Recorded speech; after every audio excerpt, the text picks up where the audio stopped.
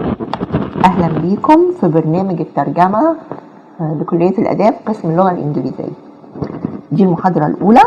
إن شاء الله هيكون عندنا 7 محاضرات.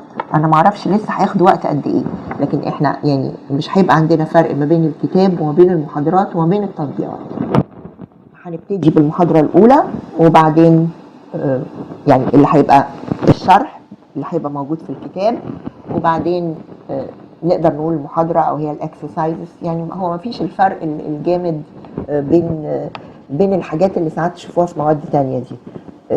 احنا هنلتقي 7 مرات.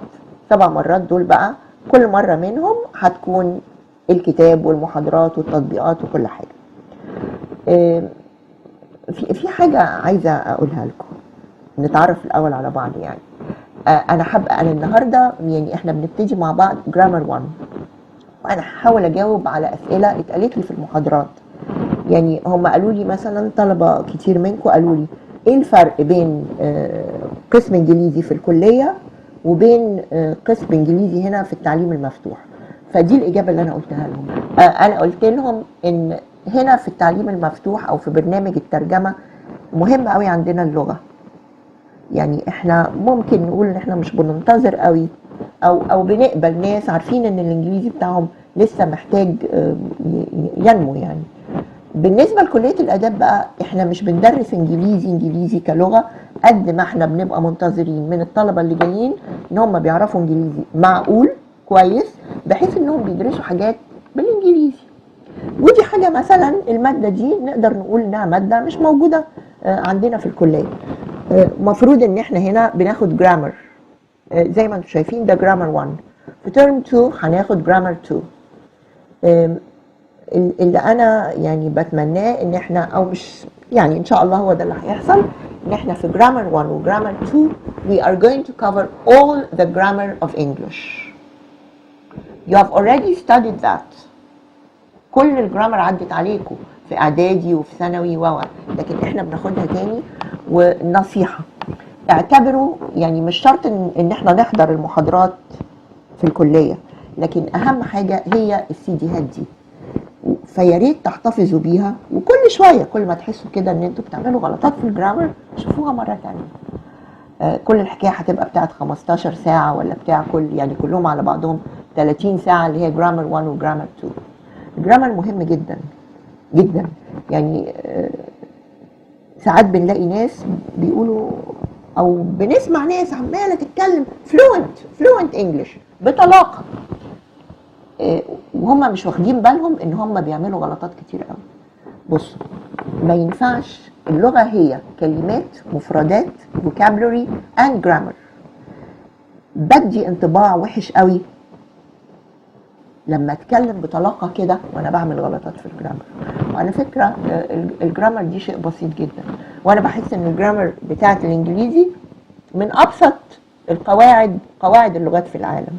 خدوا بالكم بس وركزوا وركزوا في ان يعني اركز في ان انا عيب ان انا اعمل غلطه جرامر، وان ما دام عرفت الحاجه خلاص يعني واتمرنت عليها مش مفروض اني اغلط فيها تاني. هو اللي احنا محتاجينه اهتمام وادراك ان ما ينفعش ان انا اغلط في القواعد. alright؟ طيب هنبتدي اول محاضرة. اول حاجة فيها بتقول ايه؟ ان كل every sentence should have at least one subject and one verb. يعني ايه ان every sentence should have one subject and one verb؟ انا عارفة ان ناس كتير لما بتيجي تتعلم الانجليزي في الاول بتطبق قواعد العربي على الانجليزي. شوفوا، يعني احنا عندنا في العربي حاجة اسمها جملة اسمية، الولد ذكي، فييجوا يقولوا بالانجليزي ايه؟ the boy intelligent. This is wrong in English because in English there is no sentence without a verb.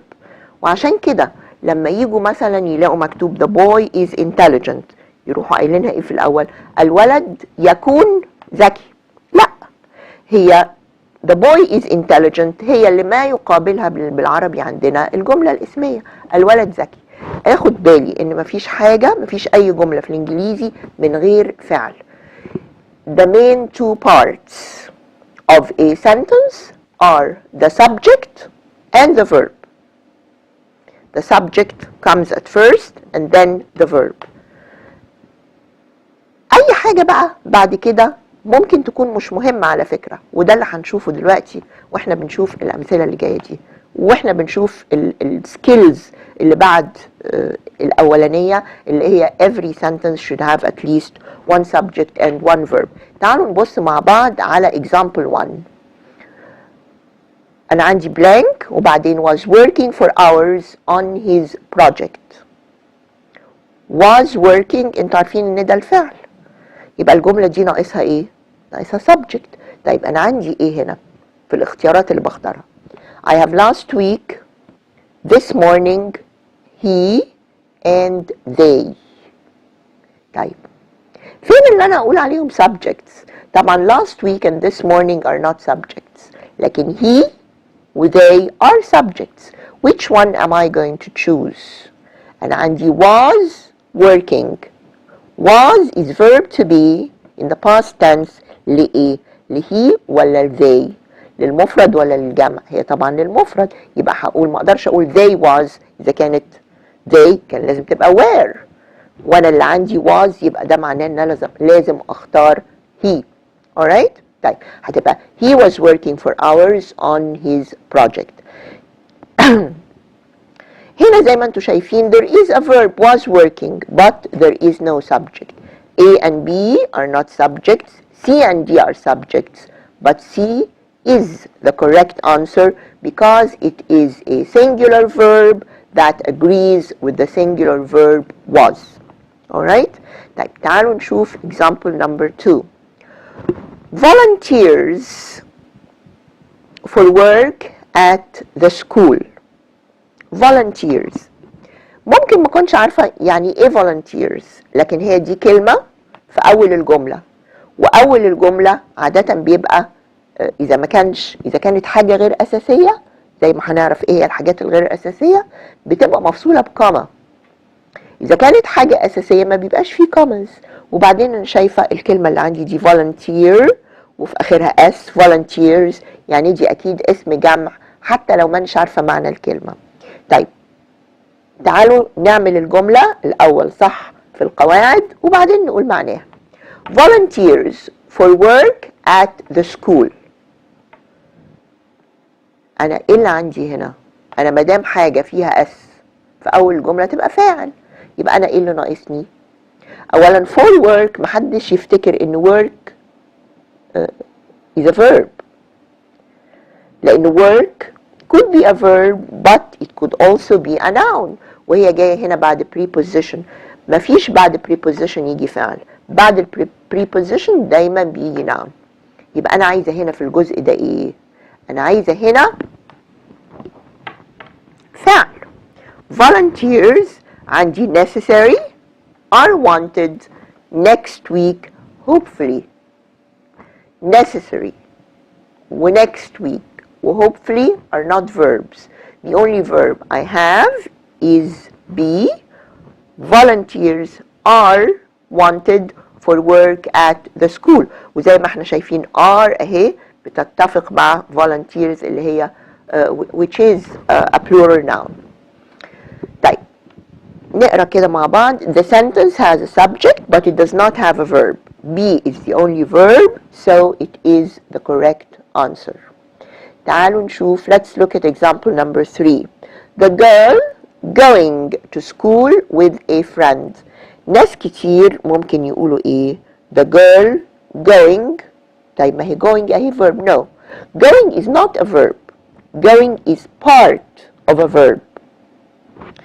To be a verb, going, that's the verb and ing, needs something else. It needs verb to be. يبقى أنا هنا محتاجة هنا إيه؟ أنا محتاجة verb to be in any tense. In any tense. طيب هبص أشوف إيه هنا بقى. عندي the girl she is going.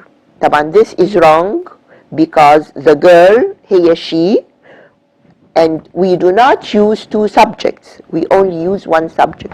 يا إما أقول she is going to school يا إما أقول the girl is going to school. لكن the girl she is the girl.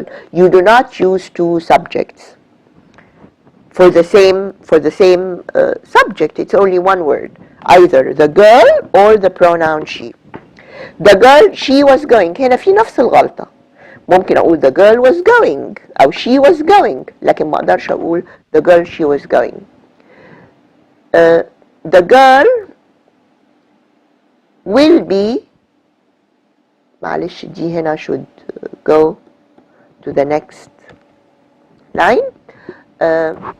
The girl will be going to school with a friend. طيب will be دي بقول عليها برضو verb to be in the future tense. The girl is deciding، ما اقدرش اقول is deciding لان انا عندي is going. deciding دي ما تنفعش، يعني it's either this or that. هتبقى ايه؟ the girl I have verb to be which is needed here. ده اللي انا محتاجاه هنا في الجزء ده عشان الفعل بتاعي يبقى كامل. The girl will be going to school with a friend، يبقى انا هختار C. Alright, the sentence نقرا. The sentence has a subject and only a part of the verb اللي هو going which needs a form of the verb be to be correct. Alright? A and B are incorrect because they are subjects اللي هي she is أو she was. D is incorrect because it is an extra incomplete verb. C is correct because it's a form of the verb be. طيب تعالوا بقى مع بعض نشوف exercise 1 على اللي قلناه ده. Underline the subjects once and the verbs. Sorry, this was corrected before.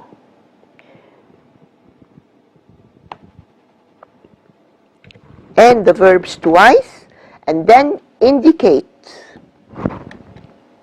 if the sentence is correct C، هكتب C، or incorrect I. طيب. Last week went to the cinema with my friends.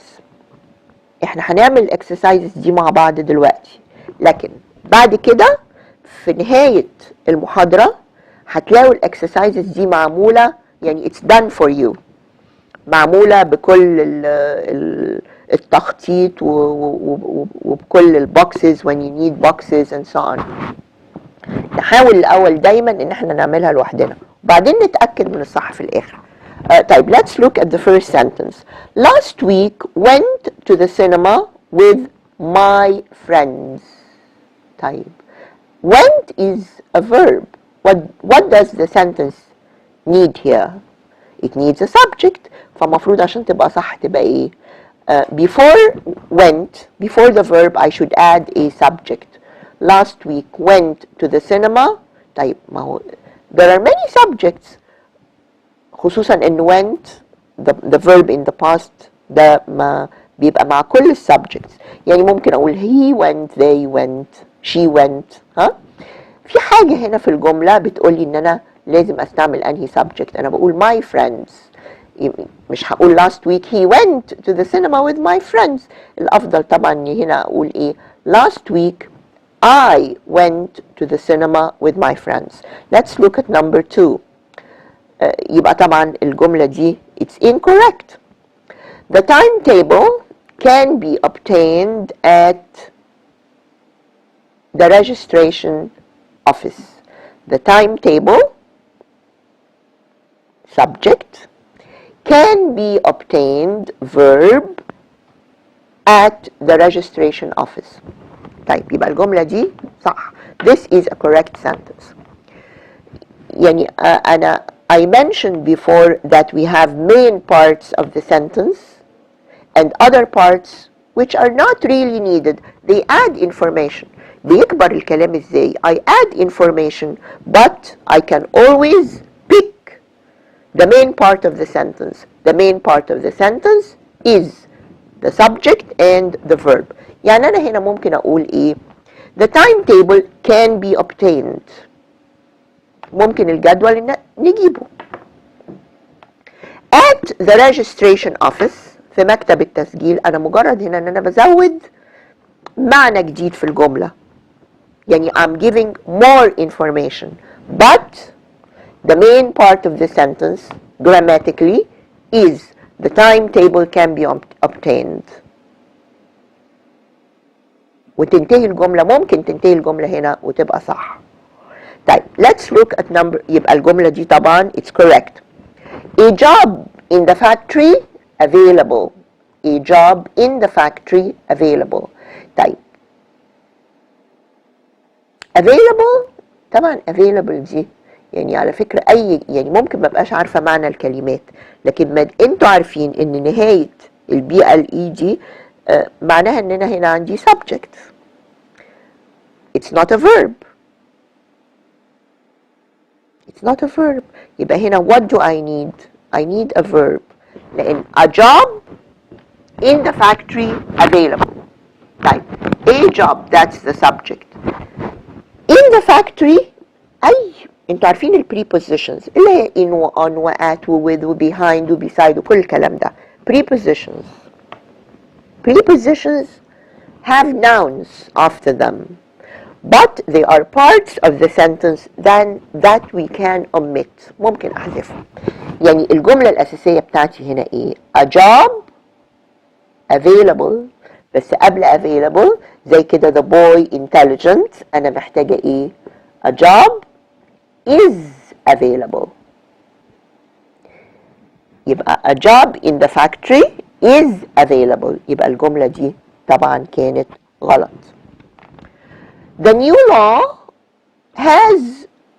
provides many options. The new law طبعا that's the subject.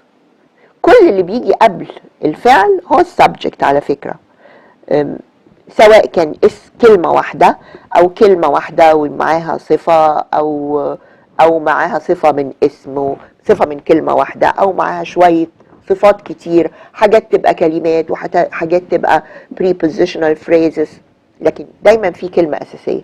إيه الكلمة الأساسية هنا اللي هي نقول عليها the subject؟ The law. The law and then I add an adjective. The new law provides many options. ما اقدرش اقول has provides.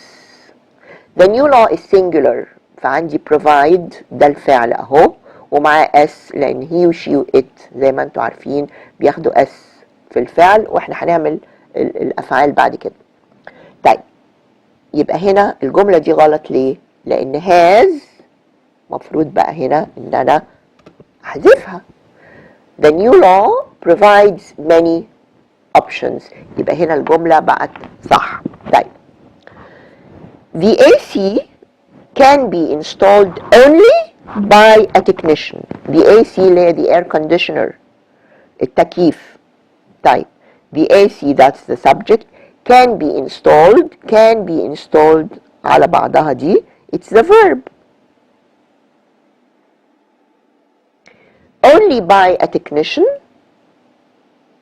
ده إضافة للجملة، إضافة معاني جديدة للجملة، لكن أنا ممكن برضو أقول the AC can be installed، ممكن التكييف يتركب.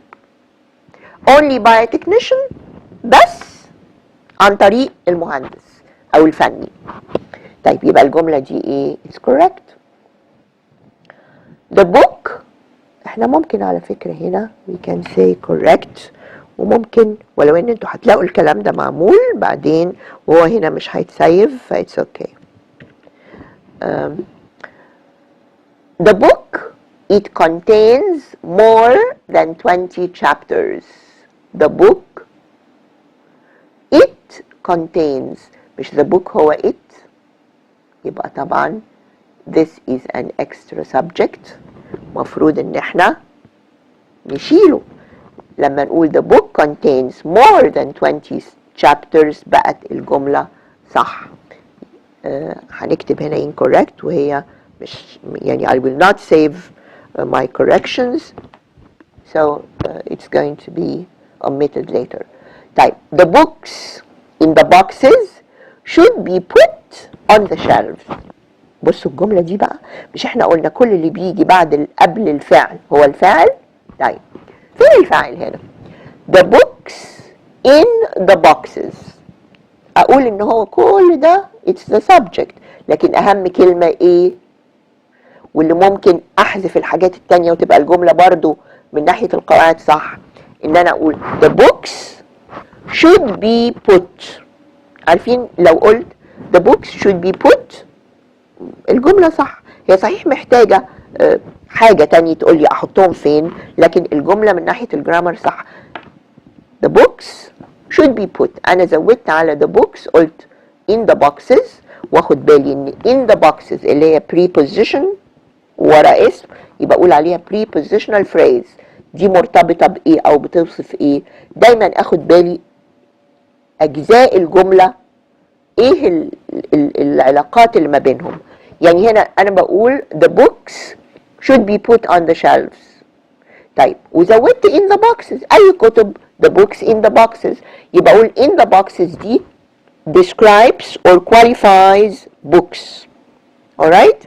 طيب يبقى الجملة دي is correct. Departure before noon on the boat in the middle of the harbor. بصوا انا عندي departure اسم اهو it should be the subject. departure before noon before ونون. طيب يبقى دي هنا preposition ورا noun. on the boat preposition تاني ورا noun. in the middle preposition تالت ورا noun. of the harbor preposition رابع ورا noun.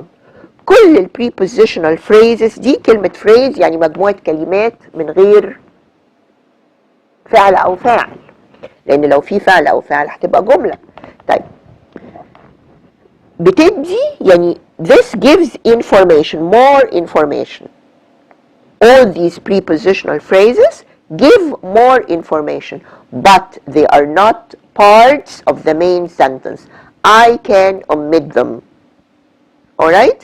طيب لكن في واحدة that I cannot omit، لأن أنا هنا يعني departure is a subject. طب فين الفعل؟ واخدين بالنا هنا إن مفيش ولا فعل.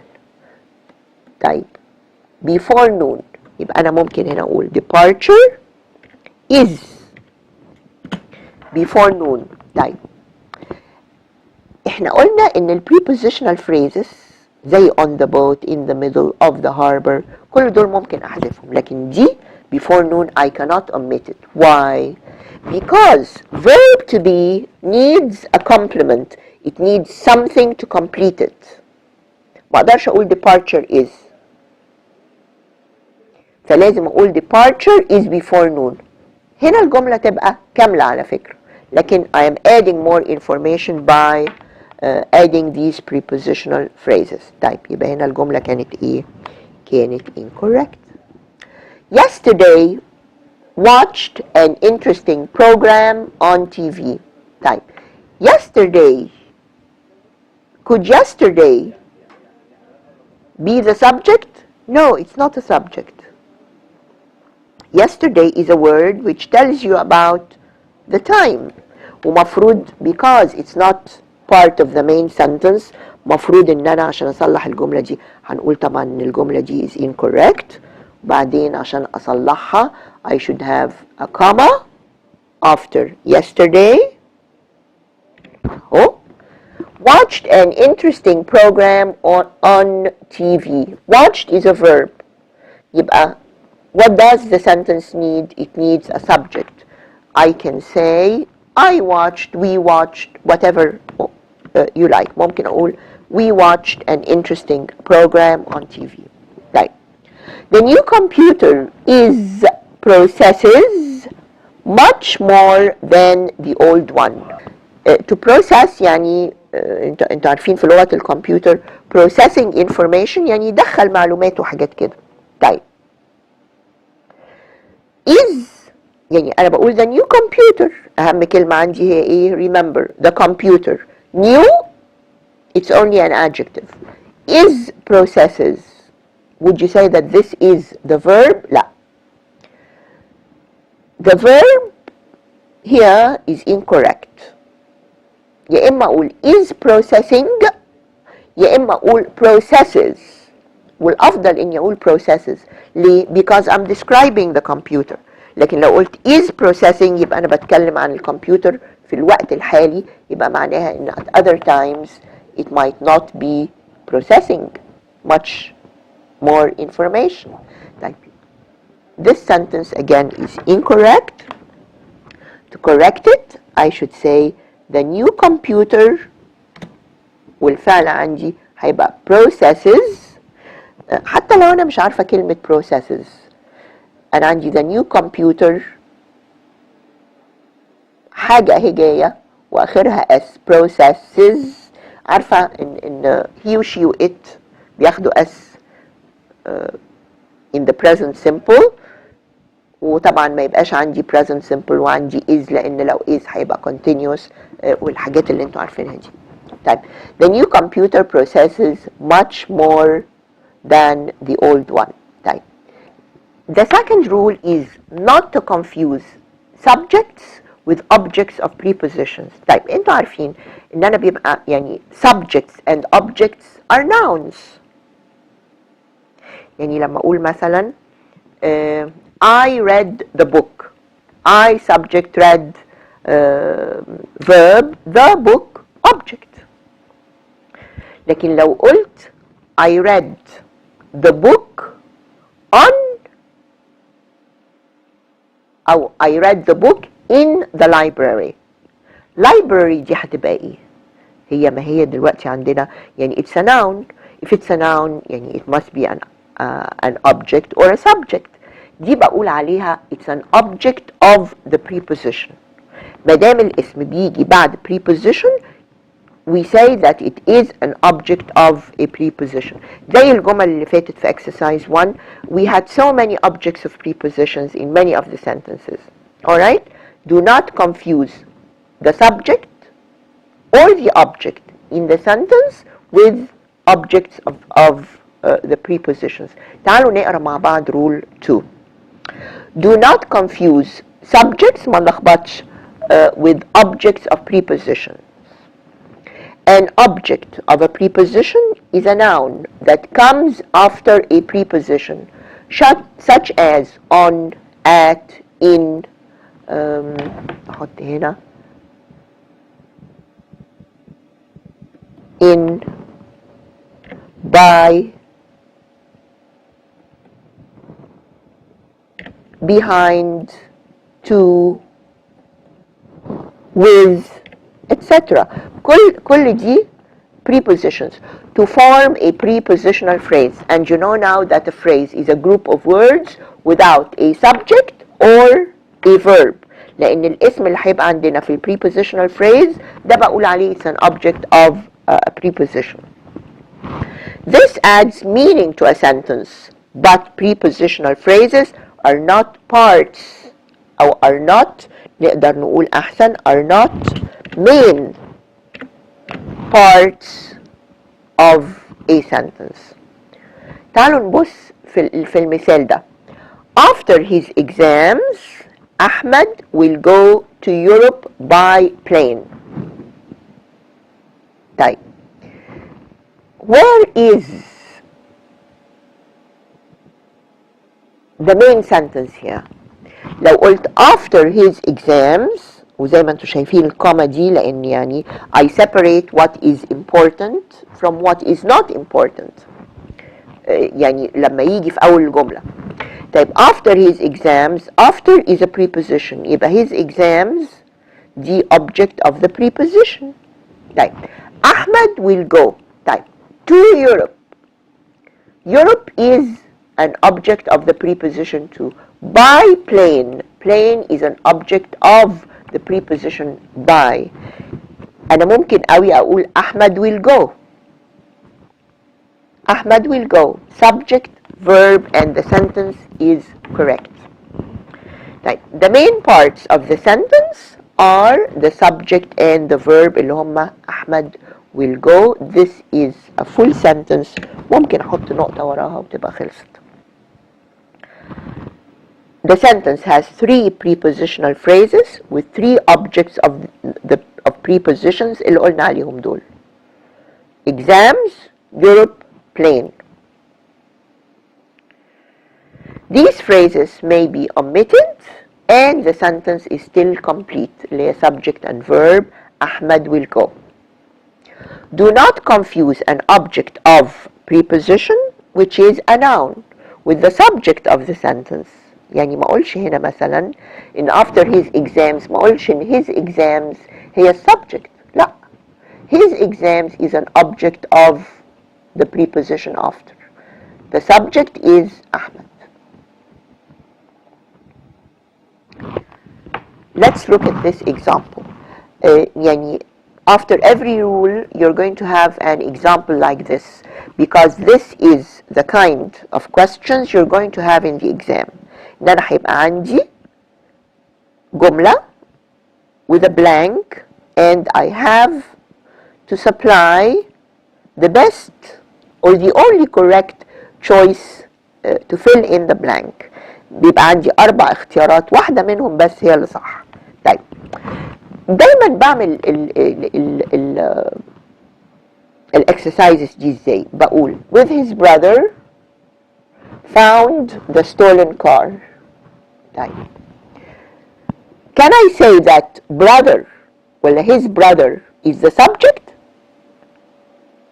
أنا ممكن أقول his brother found the stolen car وتبقى الجملة صح على فكرة. his brother found the stolen car.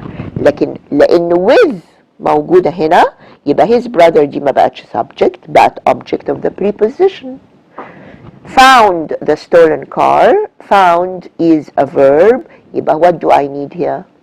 I need a subject for this sentence. طيب ممكن أقول with his brother has. أنا ممكن أقول زي ما قلت لكم his brother has found the stolen car. لكن with خلاص خلت his brother دي ما تنفعش بقى تبقى subject. Later found أنا لسه ما عنديش subject. The sentence needs a subject. The only subject I have in these 4 choices is he. فهقول with his brother he found the stolen car. You should notice that the verb is found and that the noun brother is not the subject because it is an object of the preposition اللي هو with. C is the correct answer because it is a subject pronoun. يعني ايه subject pronoun؟ مش ضروري subject يبقى أقول مثلا أحمد found his stolen car. لا. We have pronouns working as subjects and we have pronouns working as objects. فأنا هنا يعني مثلا ما كانش ممكن أقول him. ما him برضو is a pronoun لكن him is a pronoun object. أنا عندي هنا a pronoun subject which is needed. الجملة هنا محتاجة فاعل subject. طيب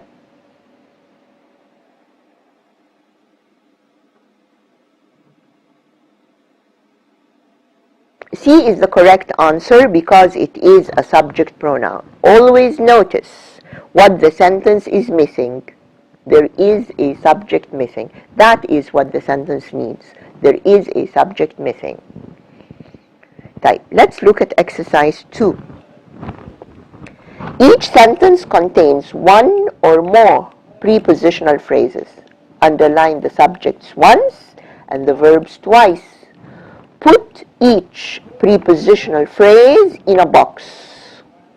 Indicate if the sentences are correct, C, or incorrect,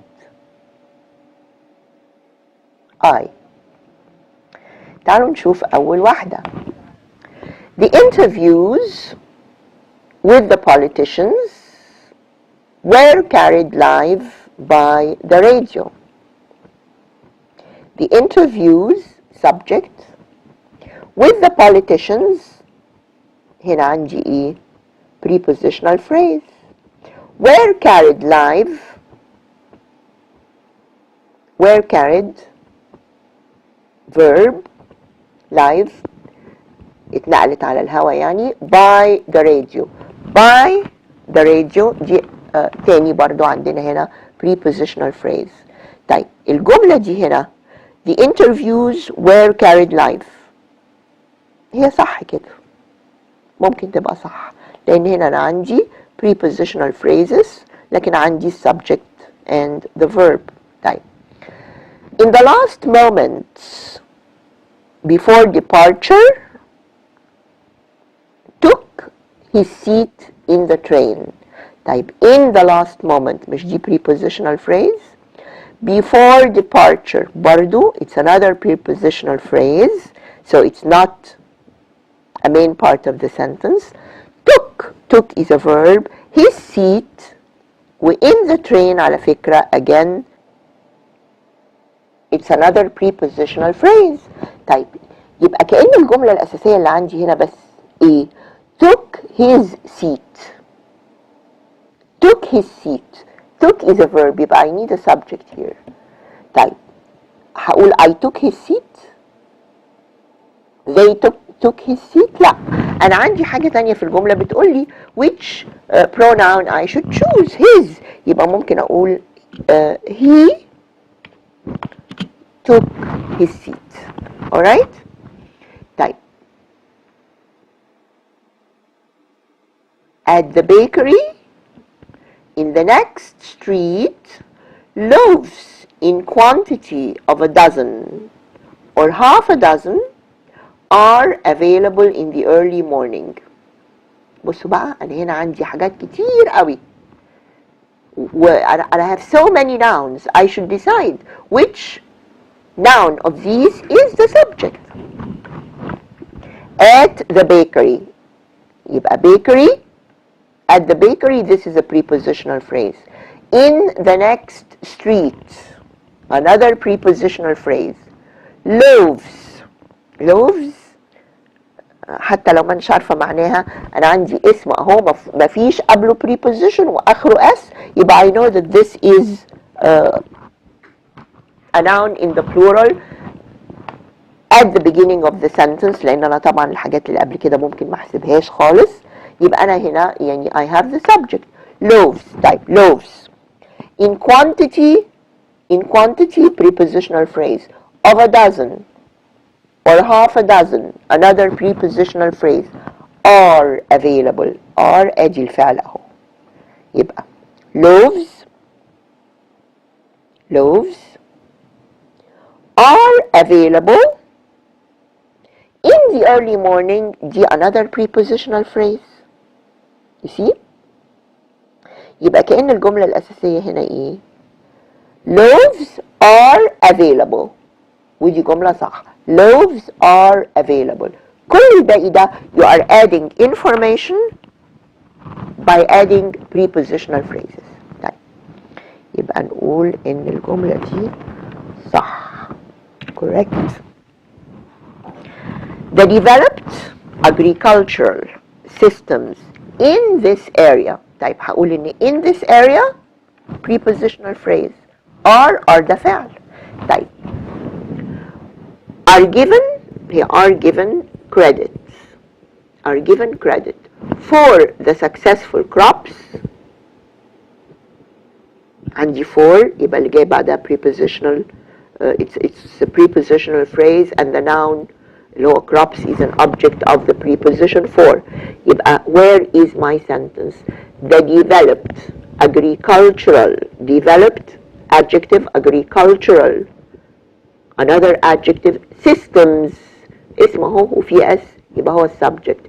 يبقى the systems are given credit يعود إليها الفضل are given credit.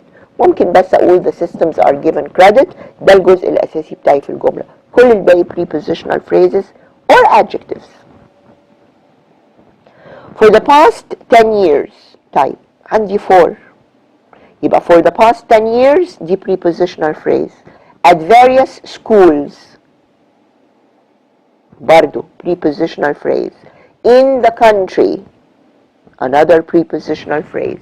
Has been teaching language. طيب has is a verb يبقى where is the subject? I need he.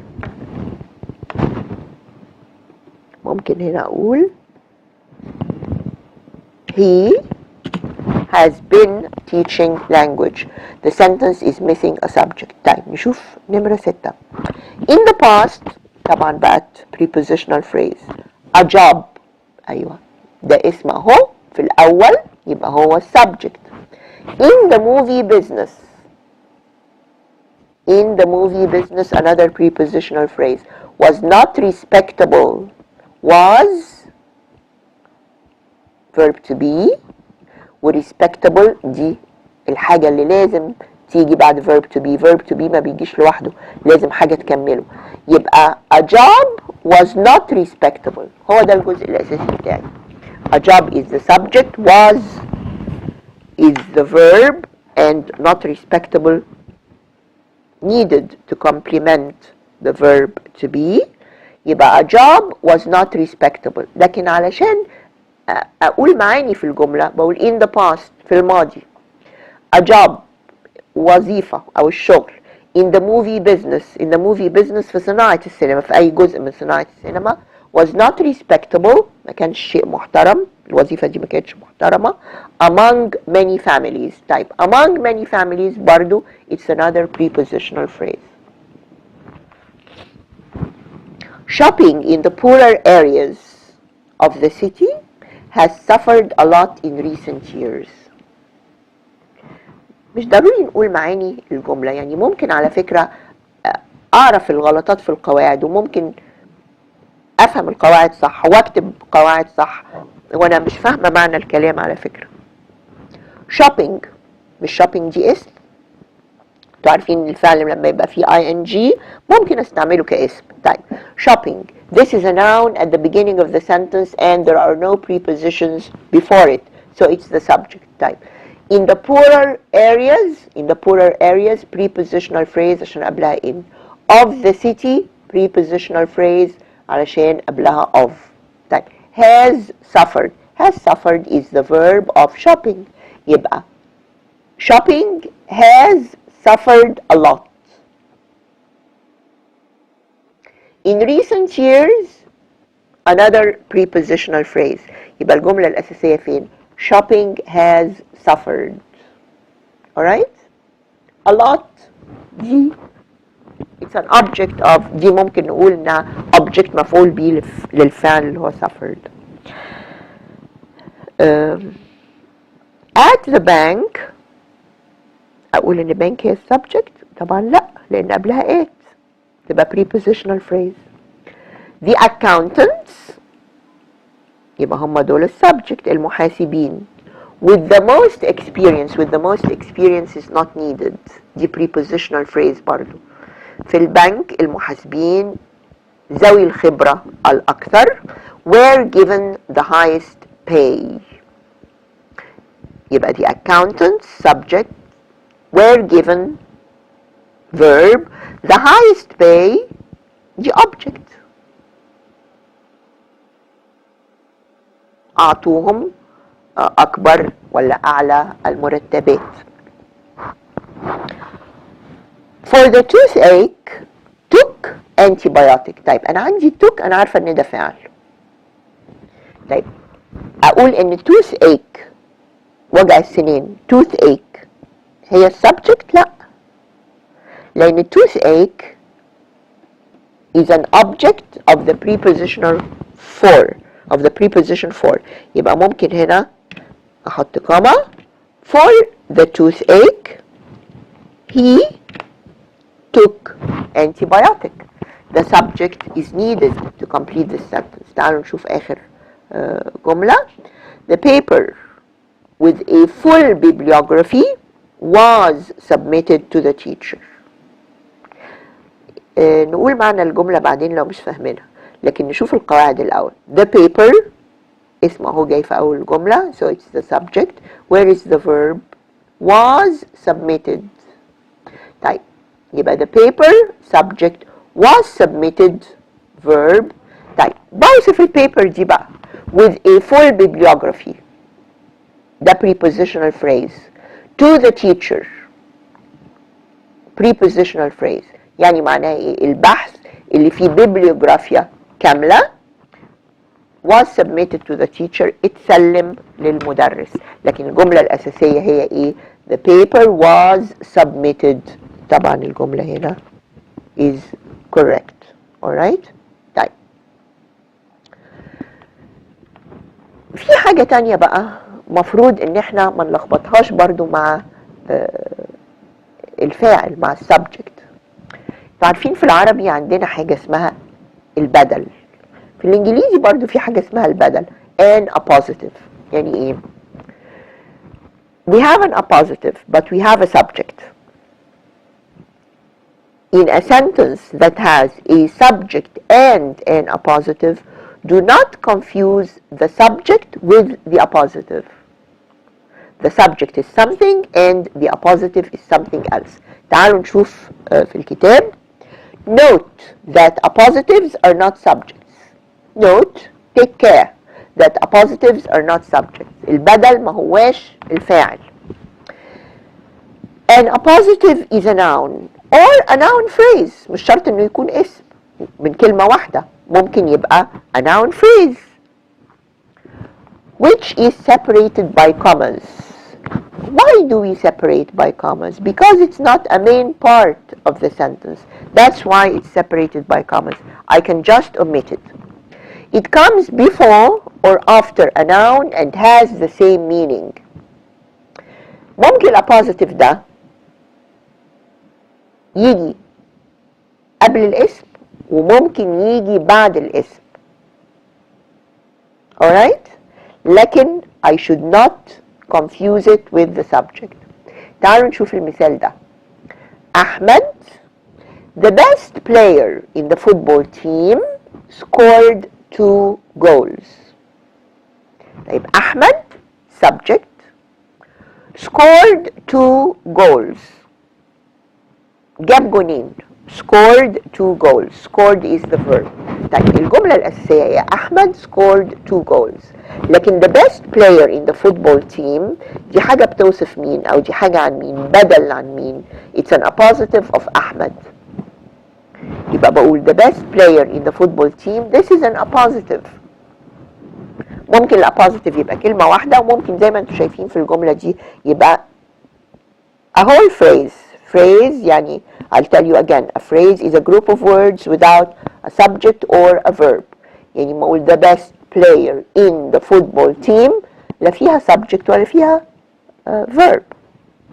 طيب أحمد and the best player are the same person. مش كده؟ But the part of the sentence separated by commas can be omitted. مش أنا ممكن أقول أحمد scored 2 goals. دي بدل.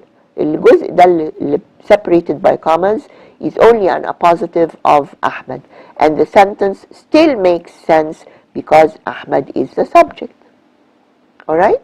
طيب تعالوا نشوف المثال ده اللي ممكن يجي زيه في الامتحان، اللي هو بيبقى عندي a blank and then I have 4 choices, only one of them is correct. Ali is quitting his job. أنا عندي next month Ali is quitting his job. Unfortunately, Ali is quitting his job. Because of too much work, Ali is quitting his job. كل دول على فكرة ممكن يبقوا صح لو في حاجة واحدة مش موجودة في الجملة. مش أنا ممكن أقول علي is quitting his job. صح الجملة، لكن يعني you do not separate a subject from a verb by a comma. يبقى ما دام عندي اهو حاجه separated by 2 commas يبقى انا محتاجه appositive. الappositive الوحيد اللي هنا هو my brother. يبقى my brother علي is quitting his job. الفاعل هنا هو ايه؟ علي. الفاعل هنا هو my brother. يعني انا ممكن اقول my brother is quitting his job. جبت علي between 2 commas. This is an appositive بدل من my brother. نشوف example 2 وبعدين نعمل الexercise. Sarah hardly ever gets a mark. طيب an excellent Sarah hardly ever gets a bad mark. hardly دي للنفي على فكرة، يعني بالكاد زي ما بنقول بالعربي بالكاد. طيب أنا عندي comma an excellent student، وعندي an excellent student is، أنا مش عايزة حاجة فيها is لأن أنا عندي gets. سارة is an excellent student، دي جملة كاملة مش عايزة أي حاجة. وبعدين عندي here excellent student، her excellent ولا her excellent work، طبعا ما تنفعش. يبقى الحاجة اللي separated by comma، a comma من الأول، طبعا عندي just one comma because زي ما قلت لكم we can start the sentence or the appositive can come before or after the subject. يبقى هقول an excellent student, comma, Sarah hardly ever gets a bad mark. يبقى an excellent student is an appositive of Sarah. Sarah is the subject and gets is the verb because no comma is separating them. What the sentence needs is an appositive before the comma. A is an appositive, but B and C have a verb. Alright? يبقى an excellent student is the appositive. D has a noun, work, but it's not the same as Sarah. So it's wrong. Alright? احنا كده we finished the first part of the first lecture. بعد كده في الساعة اللي جاية هنعمل الجزء الثاني من المحاضرة الأولى. Thank you.